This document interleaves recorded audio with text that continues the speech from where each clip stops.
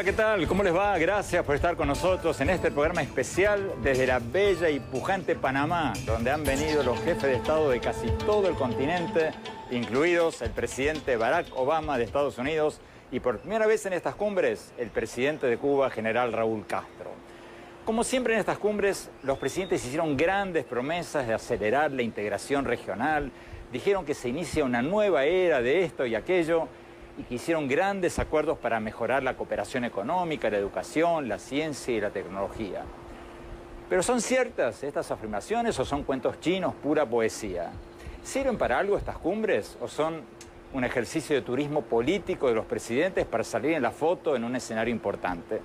Se lo vamos a preguntar a varias figuras de primer nivel que jugaron un rol importante en esta cumbre. Vamos a empezar con lo que nos dijo el anfitrión de la cumbre, el presidente de Panamá, Juan Carlos Varela. Luego vamos a hablar con el ministro de Relaciones de Chile, Heraldo Muñoz.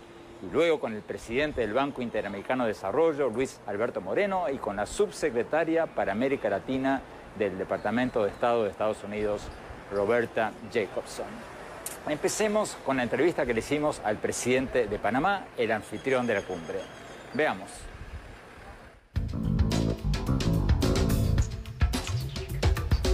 Presidente Varela, en las cumbres de las Américas como la que se acaba de realizar se habla mucho de cooperación regional. Pero lo cierto es que los presidentes se reúnen, acuerdan todas estas cosas y Latinoamérica sigue siendo una de las regiones con menos cooperación, menos integradas del mundo.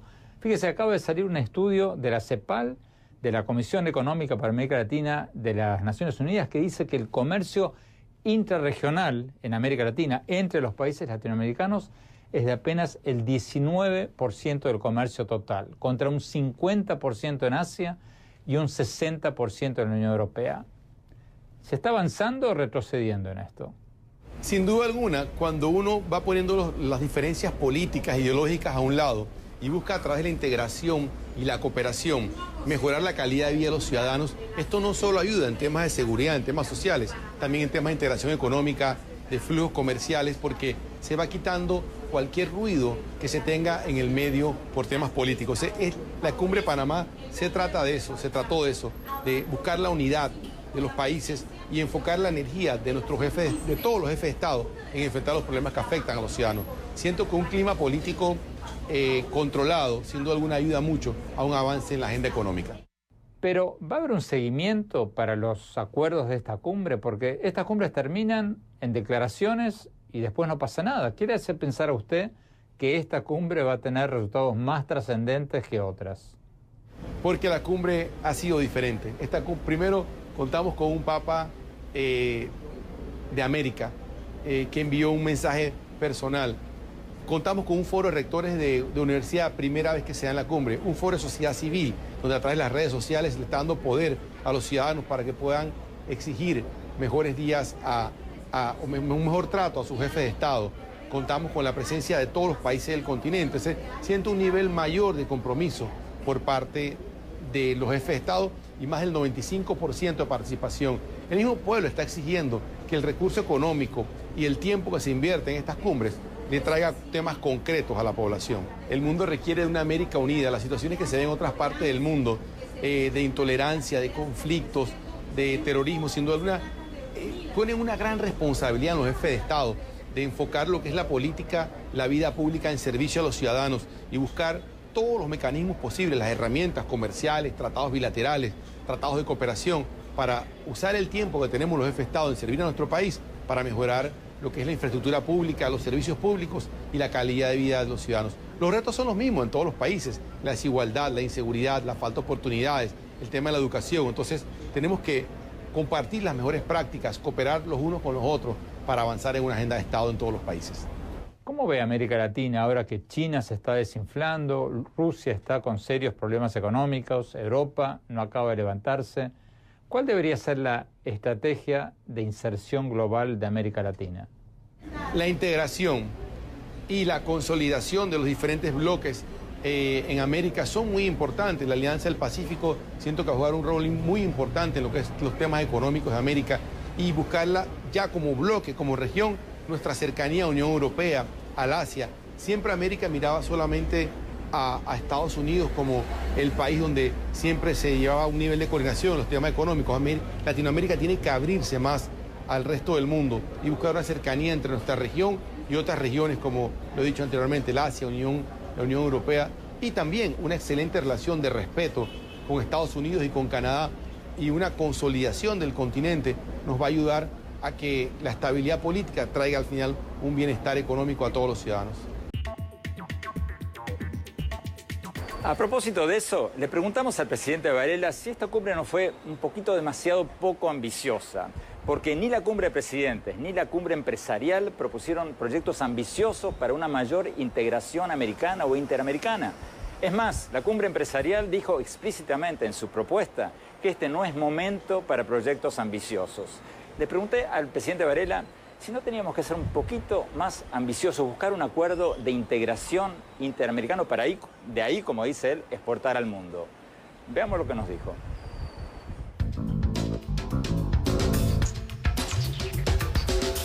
Yo creo que más que documentos políticos o acuerdos comerciales, lo que hay es que levantar las fronteras y permitir la movilidad del capital, la movilidad del recurso profesional, del recurso humano, para compartir las mejores prácticas. Unos países han sido mucho exitosos en algunos temas, otros no. Entonces, esa integración se puede dar sin contar con un solo bloque regional, con un solo documento o un tratado jurídico. Se puede dar con la voluntad política de compartir las mejores prácticas de cómo los países han resuelto los problemas que afectan a sus ciudadanos.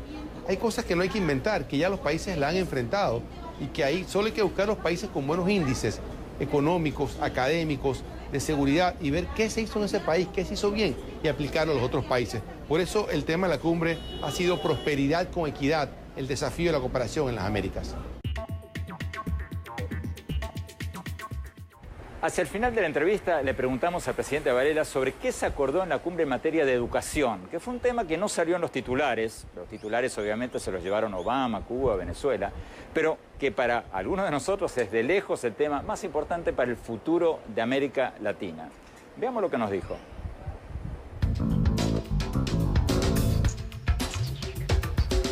Establecer una meta de Estado, que todos los jóvenes se gradúen de secundaria, que la educación técnica superior prepara a la juventud para los empleos que están creando las diferentes economías, y también el acercamiento entre la ciencia, el conocimiento y las necesidades de los pueblos. No podemos tener universidades aisladas de los problemas de la vida diaria de los ciudadanos. Esa Foro Universidad, de Rector de Universidad, ha permitido un acercamiento entre los sectores académicos y los funcionarios, lo que es la vida pública, para diseñar juntos políticas de Estado y proyectos específicos que puedan ayudarnos a alcanzar las metas de Estado, como son sanidad básica para todos los ciudadanos, acceso al agua potable, educación secundaria para todos, equidad y sobre todo el tema de salud pública, que es muy importante también en la materia de prevención.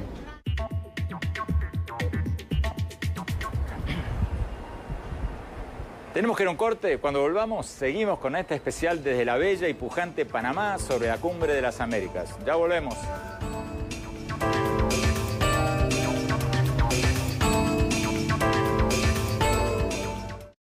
9% del comercio total de la región, o sea, casi nada. En Asia es del 50%, en Europa es casi del 60%. Entonces, ¿cómo podemos tomar en serio a los presidentes cuando dicen que van a derribar las barreras comerciales entre nuestros países, que vamos a unirnos como nunca antes? ¿Cómo podemos tomarlos en serio? Bueno, Andrés, el discurso de la integración es antiguo, pero los hechos efectivamente apuntan en otra dirección.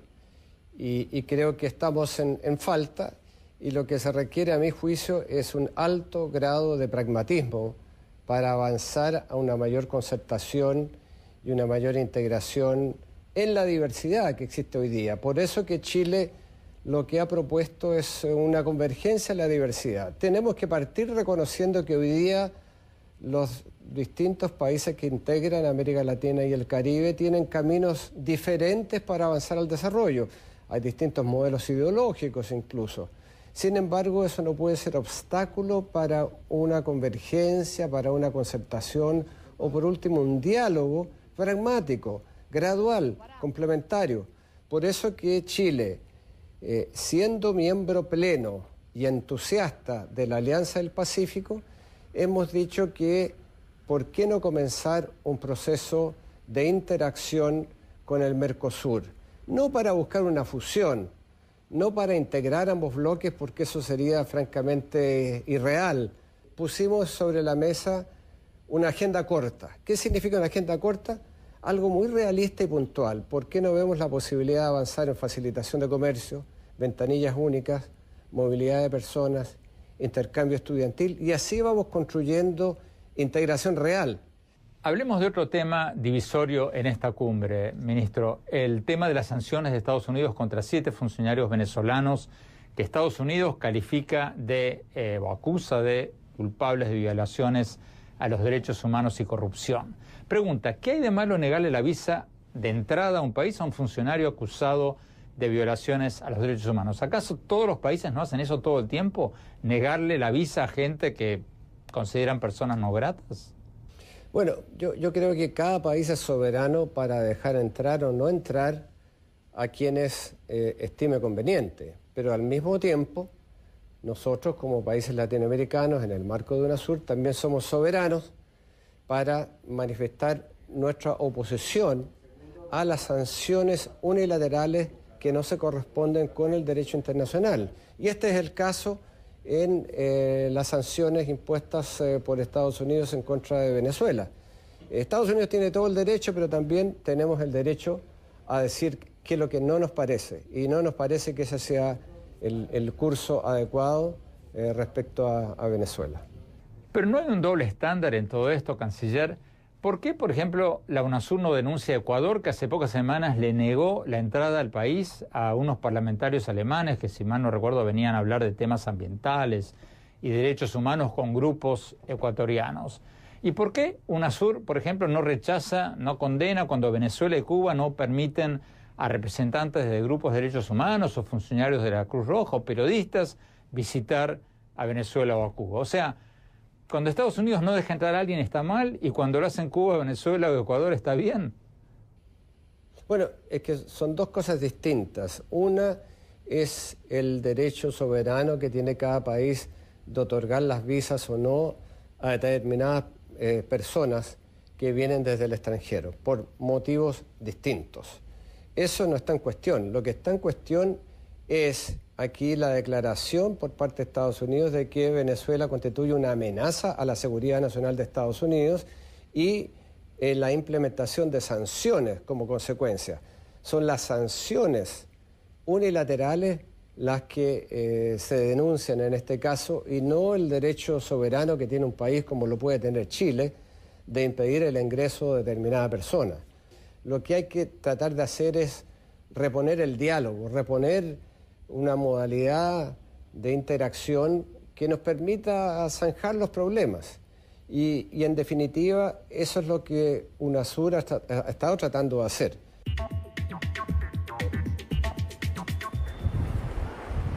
Tenemos que ir a un corte y cuando volvamos seguimos con este especial desde Panamá sobre la Cumbre de las Américas. Ya volvemos.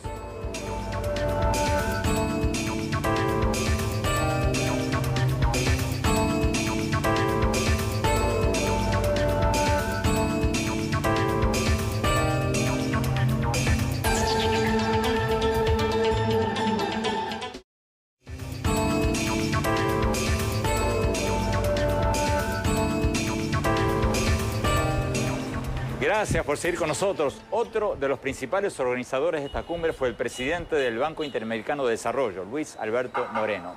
Le pedimos su balance sobre la cumbre. Veamos lo que nos dijo.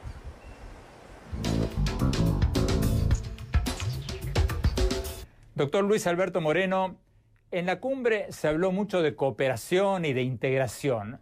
Pero, ¿se está avanzando algo en integración regional o no? Porque, como le comentaba recién al canciller de Chile, a Heraldo Muñoz, América Latina, y ustedes mismos en el BID lo han dicho muchas veces, es una de las regiones más desunidas del mundo.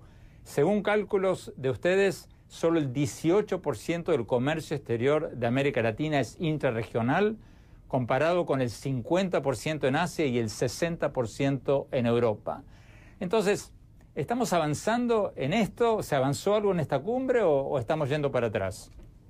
Ahora, Andrés, es una pregunta muy importante y tú mismo has estado opinando y escribiendo sobre este tema por muchos años.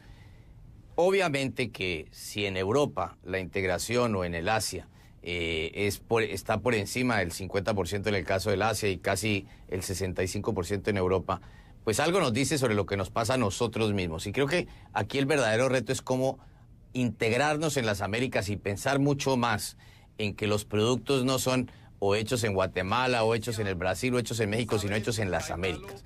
Y para eso hay que integrarse a las cadenas globales de valor. En eso hay varios aspectos en los cuales tenemos muchas asignaturas pendientes. Hablemos de la infraestructura física. Por ejemplo, nosotros después de mucho tiempo logramos financiar una red eléctrica que parte en México y termina en Panamá. Finalmente, después de muchísimos años, hasta ahora empieza a operar. De otra parte, está toda la parte física. En el caso, por ejemplo, también para simplemente concentrarnos en una región, en Centroamérica el comercio importante está alrededor del Pacífico. Sin embargo, ese corredor no existe, no se ha terminado de construir. Ese corredor es fundamental para acelerar los procesos mismos de integración. Luego, creo que todavía tenemos mucho por hacer en la infraestructura física, de una parte, y tenemos mucho por hacer igualmente en la parte de normativa, etcétera, que es la que es fundamental para encontrar justamente en esta época de bajo crecimiento económico en que estamos, una fuente de mayor crecimiento que debe provenir justamente de la mayor integración, y de ahí recae y está, en mi opinión, una parte de la solución a que tengamos un mayor crecimiento económico. Pero ¿no se han perdido todas las intenciones de hacer algo ambicioso? Le doy un ejemplo, doctor Moreno. En el foro empresarial de la cumbre, por cierto organizado por el BID, hay un documento de los empresarios en que dicen que ya no están sugiriendo nuevas estructuras ambiciosas para promover la integración regional. Esa palabra ambiciosa está en el documento. O sea, como que ya tiraron la toalla. ¿Usted está de acuerdo con eso? Porque América Latina va a tener su crecimiento más bajo en 15 años este año. ¿No haría falta un acuerdo o un proyecto de acuerdo para impulsar el comercio regional?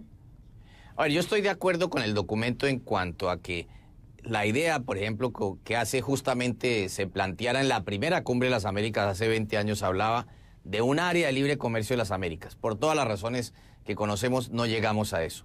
Sí creo que hay avances en grupos de integración, o sea, lo de Centroamérica, el SICA, el llamado Sistema de Integración Centroamericano, ha avanzado muchísimo. Hay uno nuevo que se lanzó hace tal vez 2 años y medio, que es la llamada Alianza del Pacífico, sobre la cual, por ejemplo, se ha venido convergiendo en muchas políticas públicas comunes, pero el comercio entre estos países todavía es muy pequeño, es tan solamente el 4% del comercio total de los países de la Alianza del Pacífico. Luego, estas grandes ideas, yo coincido que con lo que dice el documento, porque finalmente parte de un sentido realista. Es decir, no pensemos en una cosa muy, muy grande, pensemos más bien en los distintos grupos de integración que existen y los sistemas de integración, que estos vayan convergiendo, que se vaya acelerando los procesos entre nosotros y vamos un poco ladrillo a ladrillo avanzando en esto. Pero, doctor Moreno, déjeme jugar un poquito al abogado del diablo, porque es cierto, el ALCA fracasó, la iniciativa de las Américas fracasó, varios de esos intentos no llegaron a ningún lado, y como usted dice, siendo realistas, no hay un clima político para algo así. Pero por otro lado, Estados Unidos y varios países asiáticos están haciendo un acuerdo de libre comercio que sería el más grande del mundo. Por otro lado, Estados Unidos y la Unión Europea están haciendo un acuerdo transatlántico que sería el segundo más grande del mundo. Si América Latina no se une, ya sea con Estados Unidos o por sí misma, ¿no vamos a ser un club de pobres? A ver, yo creo que, por ejemplo, tú mencionas el llamado acuerdo transpacífico, que es quizás el que está más avanzado, y justamente aquí en los Estados Unidos se requiere de una ley que le dé facultades al presidente de los Estados Unidos, el llamado Fast Track o la ley de promoción de comercio, para poder justamente materializar este acuerdo. En ese acuerdo, que como tú mismo dices, sería el más grande en términos de las economías que hacen parte del mismo, economías del tamaño de la de Japón, la de los Estados Unidos, el mismo Canadá o México, están también países como Chile y como Perú, y estoy seguro que en una segunda fase de ese acuerdo estaría la puerta abierta para que otros países de la región se sumaran. No hay duda de que lo que tenemos que hacer ahora es concentrarnos en esas llamadas cadenas de valor global, encontrar dónde están esas convergencias que podemos encontrar. Tenemos unos casos de éxito como son las llamadas multilatinas que, independientemente de lo que han hecho los gobiernos, han venido creando estos procesos de integración. Nos falta bajar mucho más a las pequeñas y medianas empresas. Ahí es donde estamos poniendo un enorme énfasis, por ejemplo, desde el lado del BID, creando una red social que llamamos Conecta Américas, que permite justamente empezar a ayudar a hacer esas conexiones. En esta cumbre los titulares en todo el mundo fueron Venezuela, Cuba, Estados Unidos, pero ¿qué acuerdos económicos hubo de los que no se habló tanto, pero que a su juicio son importantísimos? Yo creo que esta cumbre y el presidente Varela siempre quiso que tuviera unos resultados concretos.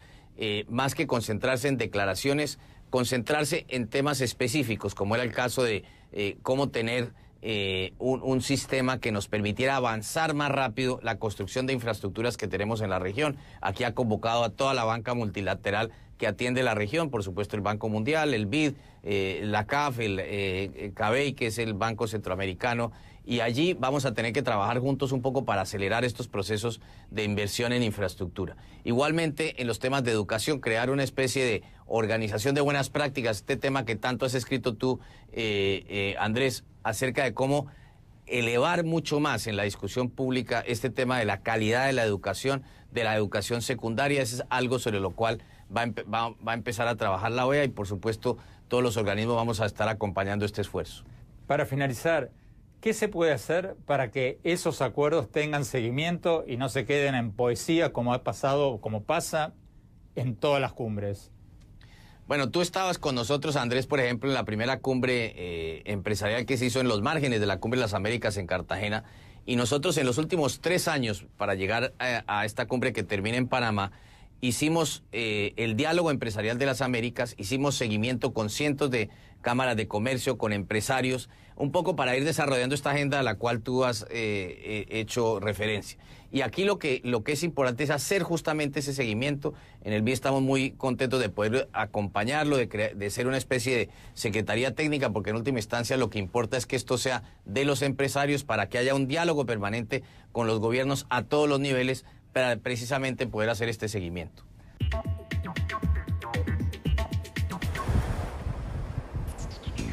Tenemos que ir a un corte y cuando volvamos seguimos con este especial desde Panamá sobre la Cumbre de las Américas, si sirvió o no sirvió. Ya volvemos.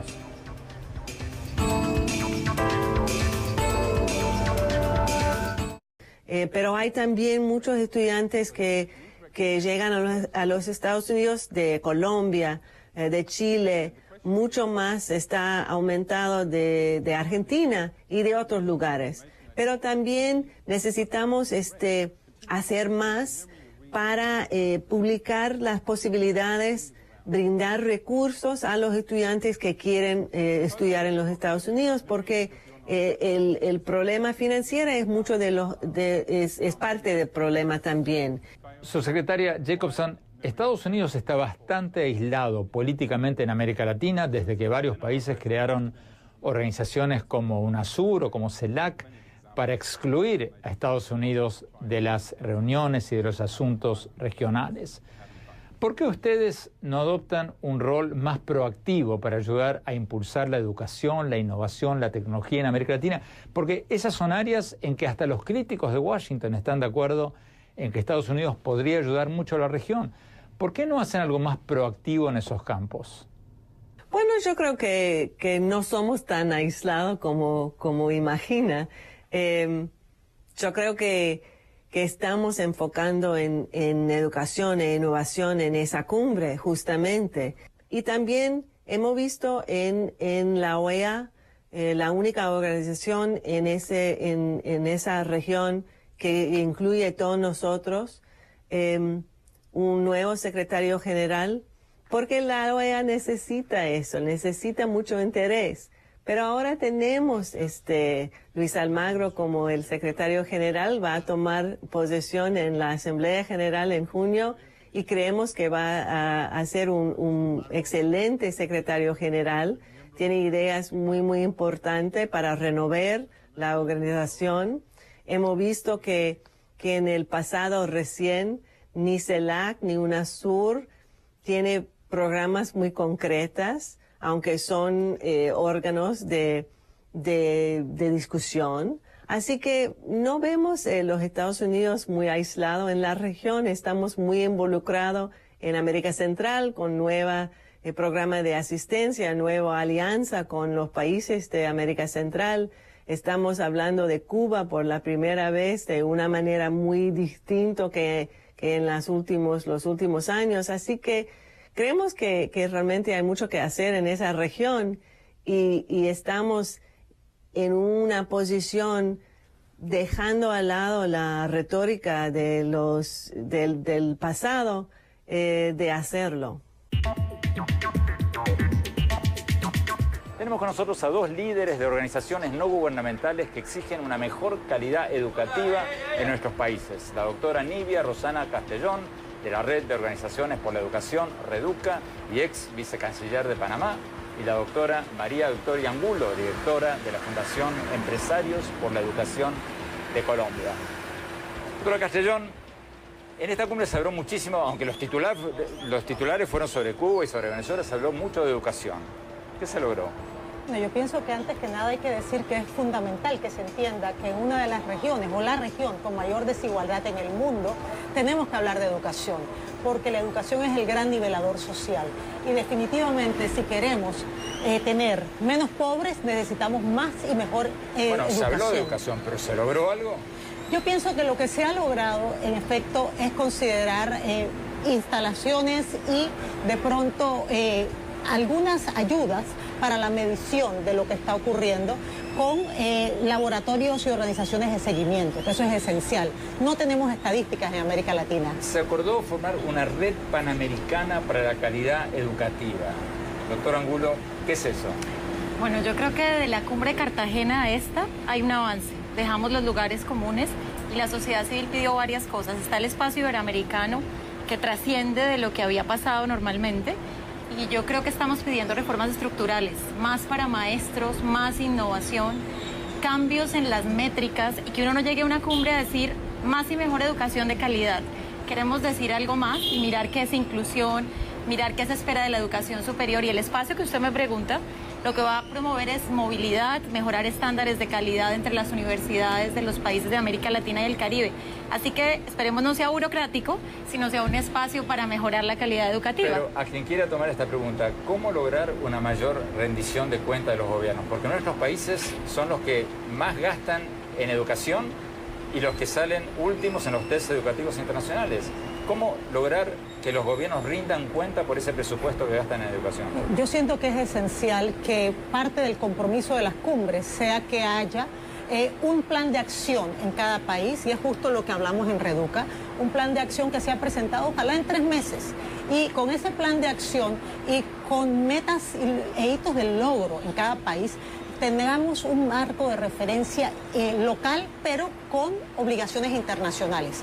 Porque desafortunadamente, si vamos a ver cada cumbre, si se lograron los acuerdos que se hicieron en la anterior, no vamos a llegar a ninguna parte. Pero la respuesta a eso es sí o no, no. La respuesta es que es un proceso en donde debe haber un compromiso. Yo lamento mucho, Andrés, y sí puedo comentar que en mi carácter en ese entonces de vicecanciller hicimos una propuesta en la Cumbre Extraordinaria de las Américas en Monterrey, donde pedíamos que todos los países se comprometieran a rendir cuentas a sus pueblos de una manera muy transparente, porque desafortunadamente los mandantes no saben qué esperar del sistema educativo y debe hacerse porque en todos los países, no creo que me equivoque, el presupuesto más alto es en educación. Y si estamos invirtiendo tanto dinero, ¿cómo así que no tenemos la información de vuelta? Angulo, pero yo le diría, como usted dice en su libro, basta historias. Yo creo que la sociedad civil y REDUCA, que estamos representando Roxana y yo, es una forma distinta donde la sociedad civil opine y donde uno ofrezca mayores comprensiones, porque si usted pregunta en Colombia a cualquier ciudadano, la educación está perfecta.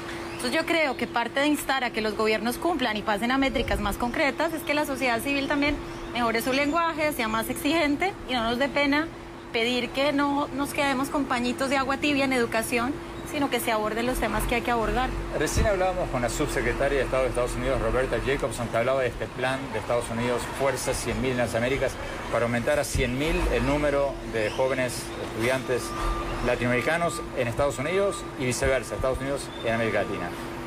¿Es realmente, están haciendo algo o están hablando solo? Yo pienso que son iniciativas que tienen que cristalizarse, porque definitivamente una de las cosas bellas de la globalización es que haya ese movimiento de intelectos, porque eso nos enriquece e enriquece a los Estados Unidos también. Así que claro, ojalá se haga en realidad para que tengamos países en donde nos entendamos mejor y logremos objetivos incluso de interés común. Doctor Angulo, hay solo 40.000 estudiantes de América Latina en Estados Unidos. Hay menos estudiantes mexicanos estudiando en Estados Unidos que vietnamitas. ¿Cómo se explica eso? Bueno, yo creo que en educación superior hay un reto enorme. Hay que invertir mucho más en investigación, en temas de movilidad. Ahora que usted preguntaba a los Estados Unidos, yo creo que también borrarnos el imaginario de que América Latina no tiene con qué. Hay que hacer trabajo entre pares.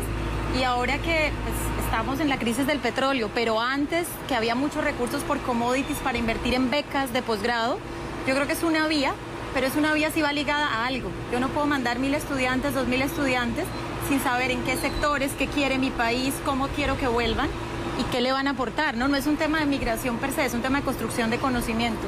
Los presidentes escuchan a la sociedad civil, a ustedes, a grupos como los de ustedes que empujan, o cada tanto los recibe el tercer viceministro de Educación y les da la mano y no pasa nada. Yo creo que es un proceso, es un proceso.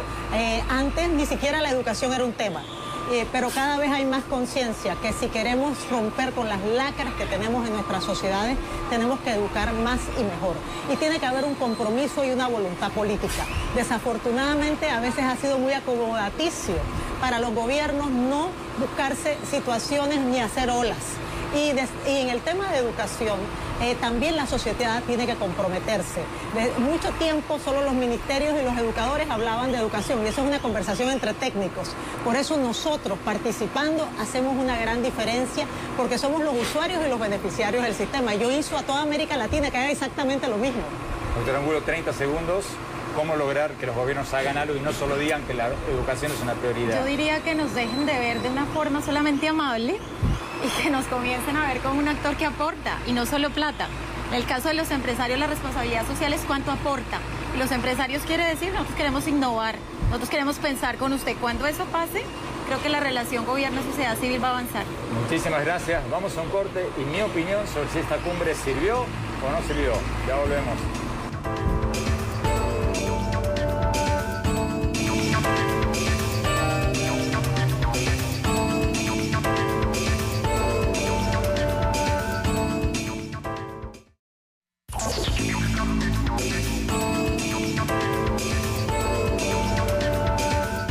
Muchas gracias por habernos acompañado y no se olviden de seguirnos en nuestro Twitter, @OppenheimerA, y en nuestro Facebook y también en nuestra página web oppenheimerpresenta.com, donde repetimos muchos de nuestros programas. Bueno, mi opinión sobre esta cumbre. Creo que al margen de los titulares sobre Cuba y Venezuela, hubo algunos acuerdos importantes que no van a salir en los titulares, como por ejemplo los acuerdos para aumentar los intercambios estudiantiles entre Estados Unidos y América Latina. Parece una nimiedad, pero el acceso a las mejores universidades del mundo es algo importantísimo para cualquier país que quiera insertarse en la economía global del conocimiento. Lo hemos dicho muchas veces en este programa. Estamos viviendo en un mundo donde el trabajo mental vale cada vez más y el trabajo manual cada vez menos. Es un mundo del conocimiento en que una empresa como Apple tiene un valor de mercado mayor que todo el Producto Bruto de muchos de nuestros países. Pero habiendo dicho esto, creo también que en esta cumbre a los presidentes les faltó un poquito de ambición. Les faltó voluntad política para hacer cosas más grandes, como crear un espacio comercial con muchos menos trabas aduaneras en todas las Américas. ¿Por qué es importante eso? Porque como decíamos en el programa, en el mundo se están creando, perfilando 3 megabloques comerciales. El Acuerdo de Asociación Transpacífico entre Estados Unidos y varios países asiáticos y algunos latinoamericanos de la costa del Pacífico, el acuerdo entre Estados Unidos y la Unión Europea y el acuerdo de China con sus vecinos del sudeste asiático. Y nosotros en América Latina necesitamos integrarnos más a alguno o a varios de estos megabloques o nos vamos a quedar fuera de juego. Nuestros presidentes deberían por lo menos derribar las barreras de todo tipo dentro de América Latina para entonces negociar conjuntamente un acuerdo de libre comercio con alguno de los grandes bloques mundiales. De otra manera, no nos va a ir bien. Ojalá que en la próxima cumbre de las Américas, en pocos años, haya una nueva camada de presidentes menos aferrados mentalmente a ideologías del siglo pasado y que tengan una visión más pragmática, más ambiciosa y más a largo plazo para que América Latina deje de ser una de las regiones menos integradas económicamente del mundo y se inserte más en la economía global. Porque sin comercio no hay inversión. Y sin inversión no hay crecimiento. Y sin crecimiento no hay reducción de pobreza. Gracias y saludos desde la bella y pujante Panamá. Hasta la próxima.